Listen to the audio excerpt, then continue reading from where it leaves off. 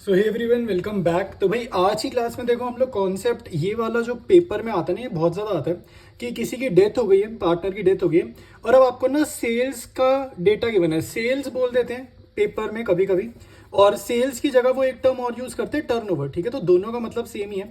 तो सेल्स या टर्नओवर दे देगा और इसकी हेल्प से आपको प्रॉफिट निकालना होता है। डिजीज पार्टनर जिसकी भी डेथ वगैरह हुई है उसका प्रॉफिट हमारे को सेल्स या टर्नओवर की हेल्प से निकालना होता है। ठीक है, मैंने बता दिया सेल्स और टर्नओवर एक ही बात है। तो इसके ऊपर जो भी वेरिएशन बन सकती है, प्रॉफिट भी दे देता है, कभी कभी लॉस भी दे देता है, तो उन सभी को मैंने 3 क्वेश्चंस में ही कवर कर दिया। ठीक है, तो आपको क्वेश्चन भी कम प्रैक्टिस करने हैं और आपको ये वाला टॉपिक भी अच्छे से समझ में आ जाएगा। ठीक है, तो यहाँ पे देखो भाई, पहला क्वेश्चन है A B and S were partners और इनकी आपको रेशियो गिवन है 2:1। ठीक है, तो हमने गिवन डेटा यहाँ पर लिख लिया, ए बी एस पार्टनर्स है और इनकी प्रॉफिट शेयरिंग रेशियो है 2:1। एस डाइट, तो ये मैं निशानी के लिए क्रॉस बना रहा हूँ ताकि मुझे याद रहे कि किसकी डेथ हुई है, एस की। ठीक है, तो ये हो गया। The books of accounts are close on 31 March every year, तो ये एजम्पशन ही होती है, लिखे ना लिखे एक ही बात है। फिर बोल रहे हैं sales for the year 2022 to 2023 5 lakh. ठीक है, तो पिछले साल की सेल्स कितनी दे दी है उसने, 5 लाख, ये पिछले साल की, क्योंकि डेट ऑफ डेथ क्या है 1 जुलाई 2023। तो ये 22-23 से आगे, ये 23 क्या होता है, मार्च 31 तक होता है, तो ये मार्च 31 से आगे की डेट है। तो यानी कि पिछले साल की सेल्स कितनी की बने, तो ये प्रीवियस ईयर सेल्स लिख लेते हैं यहाँ पे हम लोग, प्रीवियस ईयर सेल्स। तो ये हमारे पास कितनी बने, 5 लाख, तो ये यहां से लिखा। और इस साल की भी सेल गिवन है 1 अप्रैल टू 30 जून। करंट ईयर की सेल्स भी गिवन है। देखो करंट ईयर की अगर सेल्स दे रहे हैं ना, तो आपको पिछले साल की सेल्स का हो सकता है रिक्वायरमेंट हुई नहीं, ये लिखने मतलब लिख तो दिया, जरूरत ही नहीं पड़ेगी इसको सॉल्व करने की, क्योंकि उसने हमें करंट ईयर की सेल्स दे दी है। ठीक है, तो बाकी अगर जरूरत पड़ी तो देखेंगे आगे रीड करके, बट फिलहाल या मेजोरिटी क्वेश्चन में क्या होता है, अगर करंट ईयर की सेल्स देते तो आपको नहीं जरूरत होती पिछले साल की। अच्छा, अभी एक बहुत इंपॉर्टेंट चीज, ये जो सेल है 1 अप्रैल से 30 जून की है, तो ये मैं यहाँ लिख रहा हूँ, ये जो सेल है अप्रैल 1 से जून 30 की सेल है। ठीक है, और अगर मैं यहाँ पे डेट ऑफ डेथ की बात करूँ तो डेट ऑफ डेथ क्या है, 1 जुलाई, तो जुलाई 1 को है डेथ। ठीक है, तो जुलाई 1 की जो है ये अपनी डेट ऑफ डेथ है। तो ये सारी चीजें जो है जो हमें ध्यान में रखनी है। ऑलराइट, अब आगे देखें, कह रहे हैं rate of profit during the past 3 years had been 10% on sales. कह रहा है यूजुअली जितना भी हम माल बेचते हैं, जितनी भी हम सेल्स करते हैं, उसका 10% हम लोग कमाते हैं। ठीक है, तो इस ईयर की सेल कितनी है, 1,40,000, तो इस ईयर का प्रॉफिट कितना होगा, इस टाइम पीरियड का प्रॉफिट क्या होगा, इसका 10%। ठीक है, तो प्रॉफिट निकालेंगे अगर हम तो वो 10% होगा। बट आगे एक बार ही पढ़ते हैं, तो कह रहे हैं since Shreya's legal representative was her only son who is specially abled. Specially abled मतलब उसको कोई प्रॉब्लम है, जैसे वो होता है ना स्पेशली प्रिविलेज्ड बोल देते हैं, ठीक है, या डिसेबल्ड बोल देते हैं, तो डिसेबल्ड चाइल्ड की जगह हमने स्पेशली एबल्ड टर्म यहाँ पे यूज कर रहे हैं। ठीक है, तो उसको कुछ प्रॉब्लम है, फिजिकल या हैंडीकैप वाली कोई प्रॉब्लम है, तो इस रीजन से क्या कह रहे हैं, इट वॉज डिसाइडेड, इस वजह से हमने क्या डिसाइड किया, profit for the purpose of settling Shreyas account is to be calculated as 20% on sale. वैसे हम लोग सेल का 10% कमाते हैं, बट श्रेया के लिए, क्योंकि इसका बेटा स्पेशल चाइल्ड है, तो हमने उसका कितना लिया प्रॉफिट, 20% ले लिया ऑन सेल्स। तो अब देखो प्रॉफिट कितना ले लिया, 20% ऑन सेल्स। तो ये मेरी करंट ईयर की सेल है, इसका 20% होता है 28,000 रुपीज।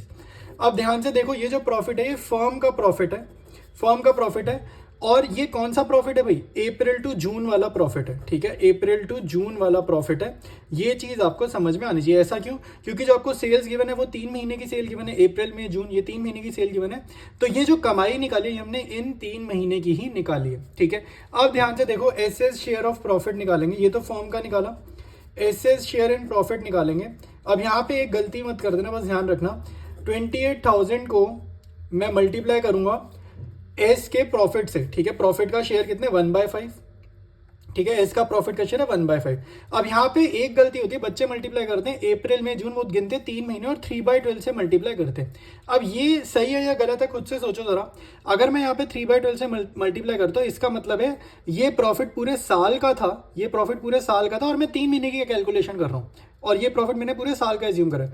बट अगर हम यहाँ देखें, ये जो प्रॉफिट निकाले ये तो 3 महीने का ही है, मतलब यहाँ पे ये जो टाइम फैक्टर है वो करने की रिक्वायरमेंट नहीं है, ऑलरेडी टाइम फैक्टर करा गया है। ठीक है, ये जो सेल 3 महीने की थी तो प्रॉफिट 3 महीने का, तो ये 3/12 करने की हमें रिक्वायरमेंट नहीं है। ठीक है, तो ये अगर मैं सॉल्व करता हूँ, ये आ जाएगा 5600। ठीक है, तो ये एस का प्रॉफिट आ गया। इसके बाद जस्ट हमें एक जर्नल एंट्री करनी है, तो वो जर्नल मैं यहाँ पे कर देता हूँ।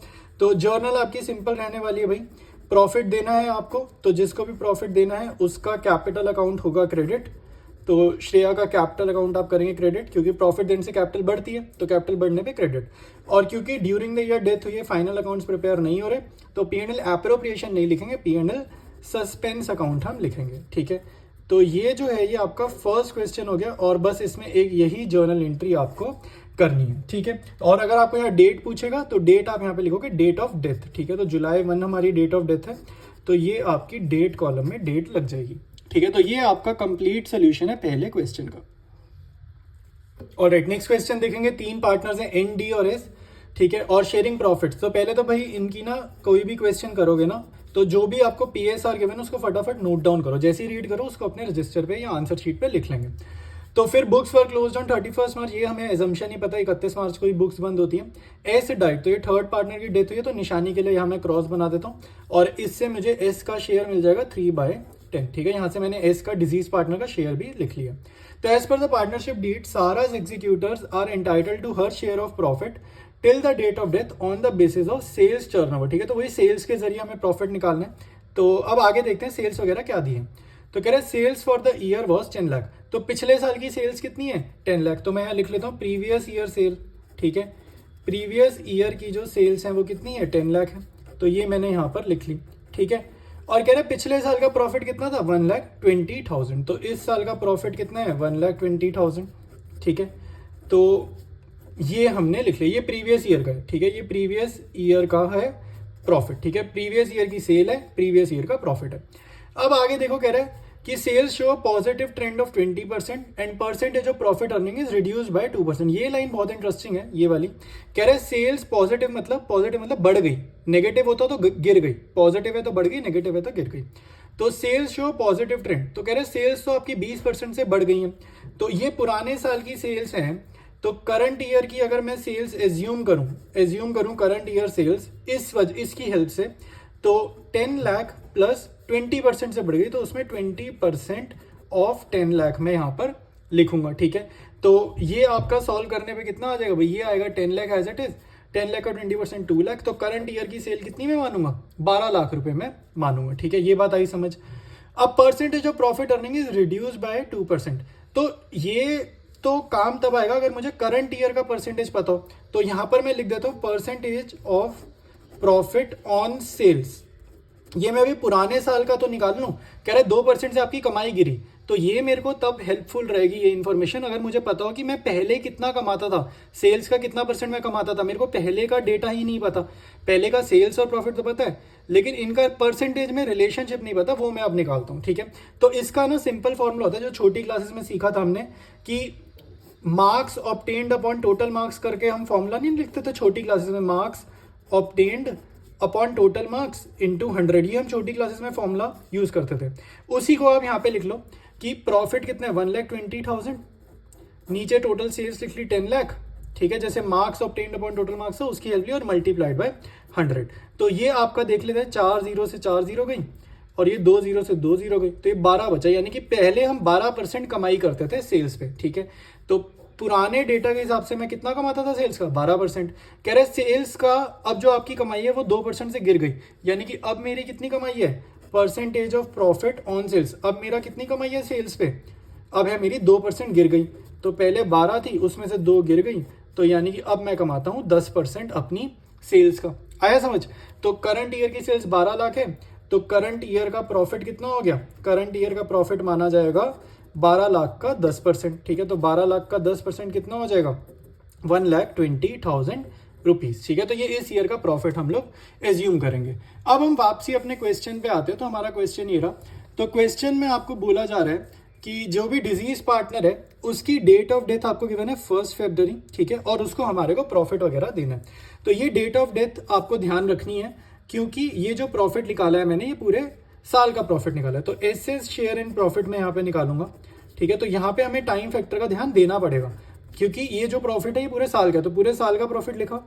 ठीक है, मल्टीप्लाइड बाय एस का शेयर। एस का शेयर जो है वो 3/10 है, 3/10 है, क्योंकि PSR मुझे 343 है, तो ये वाले पार्टनर की डेथ हुई है, तो ये 3/10 हो जाएगा। और 1 फरवरी, तो 1 फरवरी तक अगर मैं महीने गिनूंगा तो ये 10 महीने, अप्रैल टू जनवरी पूरा, अप्रैल मई जून जुलाई ऐसे गिनोगे, और जनवरी तक काउंटिंग करोगे, क्योंकि 1 फरवरी है तो फेब मत गिनना। तो ये 10 महीने होंगे 10/12, ठीक है। तो ये 0 से 0 गया, 3 1 ज़र 3 4 ज़र 4 1 ज़र ये 3 ज़र, तो 30,000 ये आ जाएगा आपका आंसर। और अब अगर मुझे इसकी जर्नल करनी है तो ये मैं इसको प्रॉफिट दे रहा हूँ, तो जर्नल क्या होगी भाई, फर्स्ट एंट्री देखो P&L सस्पेंस डेबिट, एक ही एंट्री करनी है, टू SS कैपिटल अकाउंट, ठीक है। तो ये आपकी एंट्री हो जाएगी 30K और 30K की, और यहाँ पे आप डेट ऑफ डेथ लिख सकते हैं, तो यहाँ पे February 1 लिख देंगे डेट ऑफ डेथ, ठीक है। तो ये आपका कंप्लीट सोल्यूशन, मैं जूम आउट करके आपको सारा सोल्यूशन एक बार दिखा देता हूँ। तो ये कंप्लीट सोल्यूशन आपको दिख रहा है। इसके बाद एक और क्वेश्चन करेंगे और फिर हमारी सारी वैरायटी कवर हो जाएगी। ऑलराइट, तो अब हम करेंगे थर्ड क्वेश्चन, ये बहुत इंपॉर्टेंट है, ठीक है। इसमें आपसे गलती हो जाएगी अगर इस टाइप का क्वेश्चन घर से प्रैक्टिस करके नहीं गए, एग्जाम में आ गया तो गलती हो जाएगी, ठीक है। अब ध्यान से देखो क्या कह रहा हूँ। तो आपको ABC पार्टनर्स है, इनकी रेशियो गिवन है, तो सबसे पहले तो ABC की रेशियो लिखेंगे 3:1, ठीक है, 3:1। बी डाइट, तो बी चला गया भाई। अच्छा, डेट ऑफ डेथ है 30 सितंबर। अब मैं आपको बता दूं, एक तो ये नॉलेज के लिए याद रखना, सितंबर 30 हो या अक्टूबर 1 हो, ये फाइनेंशियल ईयर का मिड होता है, ठीक है, एकदम मिडल होता है, तो यानी कि 6 महीने 6 मंथ्स माइंड में आना चाहिए भाई, ये चीज़ याद रखना। सितंबर 30 या अक्टूबर 1 फाइनेंशियल ईयर का मिडल होता है, तो 6 महीने आपके दिमाग में एकदम से आना चाहिए, क्योंकि कभी भी कैलकुलेशन हमें करनी पड़े तो नंबर ऑफ मंथ्स की काउंटिंग हमें आनी चाहिए। फिर है लॉस, देखो लॉस उसने बता दिया from the beginning of the accounting year till the date of death, ये बहुत इंपॉर्टेंट है। कहाँ तक, till the date of death, मतलब उसने पूरे साल का लॉस नहीं बताया, उसने आपको 6 महीने का ही लॉस बताया, तो यानी कि उसने टाइम फैक्टर की कैलकुलेशन ऑलरेडी कर दी। तो जब आप कैलकुलेशन करो, मान लो परसेंटेज निकालो, ठीक है, तो 6/12 करने की रिक्वायरमेंट नहीं है। क्यों नहीं है, क्योंकि उसने लॉस ही हमें 6 महीने का दिया, तो loss of 6 months is 3,60,000 rupees, ठीक है। तो टाइम फैक्टर उसने ऑलरेडी कर दिया, तो पार्टनर का लॉस निकालेंगे तो टाइम फैक्टर को इग्नोर करेंगे, ठीक है। अच्छा, अब मेन चीज है A and C decide to share future profits in the ratio of 3:2, ठीक है। अब ध्यान से देखो, ये हमें ओल्ड रेशियो दे रखा है और A और C की न्यू रेशियो उसने दे दी है 3:2। बहुत ध्यान से देखो, बहुत ज्यादा ध्यान से देखो। देखो, जब भी अगर मैं आपको न्यू रेशियो नहीं बताऊं, मान लेते हैं मैंने आपको न्यू रेशियो नहीं बताई, तो ऐसे केस में न्यू रेशियो क्या होगी पता है, अगर मैं आपको न्यू रेशियो नहीं बताता तो ऐसे केस में आपकी A और C की न्यू रेशियो क्या होगी, पेन रखेंगे, ओल्ड रेशियो पे पेन रखेंगे, तो आपकी न्यू रेशियो क्या दिख रही है, 3:1, ठीक है। सिर्फ इस पे फोकस करो, सिर्फ इस पे फोकस करो। अगर मैं आपको न्यू रेशियो क्वेश्चन में नहीं बताऊंगा या नहीं गिवन होगी, तो हमारी न्यू रेशियो होगी 3:1, ठीक है। तो एजम्पशन वाले केसेस में न्यू रेशियो ये होगी, एजम्पशन वाले केसेस में, ठीक है, तो ये नहीं होगी। बट हमारे को जो न्यू रेशियो गिवन है वो इससे मैच नहीं करती। अगर आप ध्यान से देखो, जो क्वेश्चन में न्यू रेशियो आपको गिवन है, ये वाली रेशियो हमें क्वेश्चन में गिवन है, वो मैच नहीं करती एजम्पशन वाली से। तो जब भी ये प्रॉब्लम हो, वो मैच ना करे एजम्पशन वाली से, तो आपकी जो जर्नल बनती है ना, वो डिफरेंट हो जाती है। आपकी जो जर्नल बनती है वो हो जाती है गेनिंग टू सैक्रिफाइसिंग, वो नॉर्मल नहीं रहेगी जैसे पिछले 2 क्वेश्चन करे हैं ना, वैसे नहीं जर्नल करनी, वो गेनिंग टू सैक्रिफाइसिंग हो जाएगी जब भी ये ओल्ड रेशियो और न्यू रेशियो वाली प्रॉब्लम आएगी, ठीक है। हमारे को वैसा तब करना है, पुराने वाले क्वेश्चन की तरह तब करना है अगर न्यू रेशियो गिवन ना हो, और अगर न्यू रेशियो गिवन हो तो वो इस एजम्पशन वाली रेशियो से मैच करनी चाहिए। अगर वो मैच कर जाएगी तो पहले 2 क्वेश्चन आज के वीडियो में जैसे किए वैसे ही करेंगे जर्नल, बट जैसे इसमें मैच नहीं कर रही, तो अब हम इस क्वेश्चन में सीखेंगे कि हमें जर्नल कैसे करनी है, हमें जर्नल में चेंज करना पड़ेगा। तो सबसे पहले तो भाई हमें क्या करना है, गेनिंग रेशियो निकालना है, ठीक है। अब गेनिंग रेशियो का बुक में फॉर्मूला आपको पता है क्या गिवन है, new ratio minus old ratio. आप चाहो तो ये फॉर्मूला यूज करो, बट मैं हमेशा सैक्रिफाइसिंग रेशियो वाला चैप्टर, मतलब जो है एडमिशन चैप्टर, उसमें जो सैक्रिफाइसिंग रेशियो का फॉर्मूला गिवन है, मैं वही फॉर्मूला यूज करता हूँ पूरी पार्टनरशिप में, ठीक है। तो आंसर अगर नेगेटिव आएगा तो हम उसको गेन बोल देंगे, और ये ऐसे आप बोर्ड्स में भी कर सकते हो। आपको क्वेश्चन नहीं देखना कि रिटायरमेंट का है, डेथ का है तो ये फॉर्मूला, एडमिशन का है तो ये फॉर्मूला, ऐसा नहीं करना। एक ही फॉर्मूले को आप स्टिक कर सकते हो, और याद रखना अगर आप सेकंड फॉर्मूले को स्टिक कर रहे हो तो नेगेटिव वाला आपका गेन आएगा, ठीक है। तो यहां पर अब हम निकालेंगे A का ओल्ड रेशियो, ठीक है, तो ओल्ड माइनस न्यू हम करने वाले हैं, तो यह आएगा 3/6, और यहाँ पे क्या है, A का न्यू 3/5, ठीक है। सिमिलरली C का ओल्ड क्या है, 1/6 और माइनस 2/5, ठीक है। तो ये 3/6 माइनस 3/5 करेंगे, आपका आएगा नेगेटिव 3/30, ठीक है। एलसीएम 30 पर लेना है, ठीक है। 5 × 3 15, 6 3 18, तो 15 माइनस 18, ठीक है। ये 5 1 5 और ये 6 2 12, तो ये आएगा -7/30। अब क्योंकि दोनों के आंसर नेगेटिव है, तो ये क्या निकल के आ गए, गेन निकल के आ गए। तो A रेशियो C आप सिंपली लिख सकते हो 3:7, और ये क्या आ गई हमारी गेनिंग रेशो आ गई। ठीक है, ये निकालनी बहुत ज़रूरी है, क्योंकि क्यों ज़रूरी है मैंने अभी समझाया था आपको, ओल्ड रेशो और न्यू रेशो अलग अलग है, ओल्ड रेशो और न्यू रेशो सेम नहीं है इसलिए। ठीक है, तो ये डन हो गया। इसके बाद आपको ध्यान रखना है जर्नल एंट्री करनी है। अब जर्नल कैसे करते हैं, गेनिंग टू सैक्रिफाइसिंग। ठीक है, जर्नल करते हैं गेनिंग टू सैक्रिफाइसिंग। मैं एक बार लिख रहा हूँ, गलत होगा ये वाला, मैं चेंज करके ठीक भी लिखूंगा। ठीक है, मैं समझा रहा हूँ सिर्फ इसलिए। तो ये गेनिंग पार्टनर है, तो ए सी को आप डेबिट करोगे इनके कैपिटल अकाउंट को, और आप क्रेडिट करोगे बी को। ठीक है, क्योंकि जर्नल क्या होती है, गेनिंग टू सैक्रिफाइसिंग। ठीक है, ये वाली जर्नल एंट्री तब करते हैं अगर आपके क्वेश्चन में आपको क्या गिवन हो, प्रॉफिट गिवन हो। ठीक है, लेकिन हमारे क्वेश्चन में क्या गिवन है, हमें गिवन है लॉस। तो अगर आपको लॉस गिवन होगा तो इसी जर्नल का उल्टा करना है, रिवर्स करना है। प्रॉफिट होगा तो ये, लॉस होगा तो रिवर्स। ठीक है, तो लॉस है तो बी डेबिट होगा, तो B is capital account debit. ये हमारा आंसर है, क्योंकि हमें क्वेश्चन में लॉस गिवन है। और क्रेडिट आपको करना है टू ए टू सी। ठीक है, ये आपको क्रेडिट करना है। ठीक है, अब कैसे इनकी अमाउंट्स लिखनी है ये भी जरा समझ लेते हैं। तो बी के सामने कैसे आएगा भाई, बीज शेयर इन लॉस निकाल लो। बीज लॉस कैसे निकालेंगे, फर्म का लॉस गिवन है 3,60,000 और बी का शेयर कितना है 2/6, तो ये 2/6 से मल्टीप्लाई कर लो, तो ये आपका कितना आ जाएगा 1/3, तो ये 3 1 ये 1,20,000 आ जाएगा। तो बी का लॉस कितना आ रहा है 1,20,000 आ रहा है, तो यहाँ पे लिखा 1,20,000 और इसको आपने बांटना है, आपकी ये जो रेशियो निकली है। ठीक है, तो ये 3:7 में आप बांट देंगे, तो ये 10 से डिवाइड हो रहा है, तो ये आपका 10 आ रहा है ना, तो 12,000, 12 3 36,000, ये 36,000 है और 12 7 84,000। ठीक है, तो ये आपका आंसर हो जाएगा, B is capital account debit to A to C. ठीक है, ये तब करते अगर क्वेश्चन में प्रॉफिट होता। ठीक है, तो अगर मान लो प्रॉफिट का क्वेश्चन होता तो 120 यहाँ आता और इसी को हम बांट देते 3:7 में, तो 36 के यहाँ आता, 84 के यहाँ आता। अब एग्जाम में प्रॉफिट भी आ सकता है, लॉस भी आ सकता है। अच्छा, अब ये यहाँ पे टाइम फैक्टर क्यों नहीं लिया भाई, टाइम फैक्टर इसलिए नहीं लिया क्योंकि ये जो लॉस है ये आपको 6 महीने का ही गिवन है, फर्म का लॉस 6 महीने का ही गिवन है, तो ऑलरेडी 6 महीने का गिवन है, इसलिए यहाँ पे 6/12 से मल्टीप्लाई हमने नहीं करा है। ठीक है, तो ये चीज़ है इंपॉर्टेंट। तो एक बारी मैं जूम आउट कर देता हूँ आपको ताकि कंप्लीट क्वेश्चन दिख जाए। ऑलराइट, तो ये हमारा थर्ड सोल्यूशन था, थर्ड क्वेश्चन का पूरा सोल्यूशन अब आपको दिख रहा है। और यही वैरायटी इस टाइप का ही आता है, इससे ज़्यादा आपको सेल्स में कुछ भी नहीं आता डेथ चैप्टर से। ठीक है, तो कोई भी सजेशन है, डाउट है, नीचे आप कमेंट्स में लिखो और अकॉर्डिंगली मैं फिर आपके लिए वीडियो ले आऊँगा।